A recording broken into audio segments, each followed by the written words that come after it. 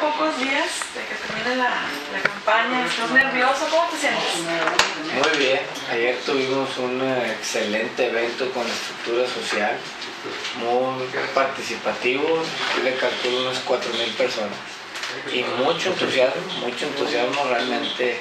A lo mejor ya se puede saborear la victoria, aunque no nos podemos confiar, pero muy buen evento ayer. ¿Estás convencido de que se puede dar un resultado? Yo, en los recorridos que he hecho y la mayoría de la gente, yo siento que hay mucho priismo y el norte siempre ha sido reconocido, y más de lo que es Tamaulipas, por ser priista. ¿Estás admirado de lo que encuentras en las colonias, de que mucha gente tiene tanta necesidad?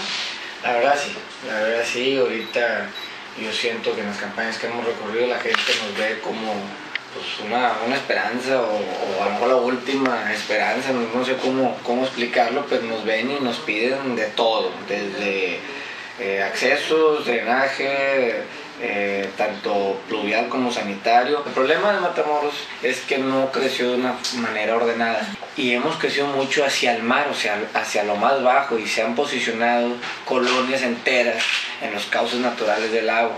Entonces tenemos que ver la manera que no sea tan costoso para el gobierno de solucionarles el problema. Entonces tenemos que ver la manera de un drenaje pluvial, porque mucha gente llega y me dice, relléname mi terreno, imagínense.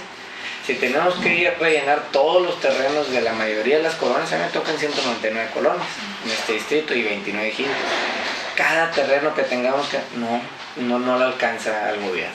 ¿Cuántas colonias te faltan ahorita todavía por recorrer?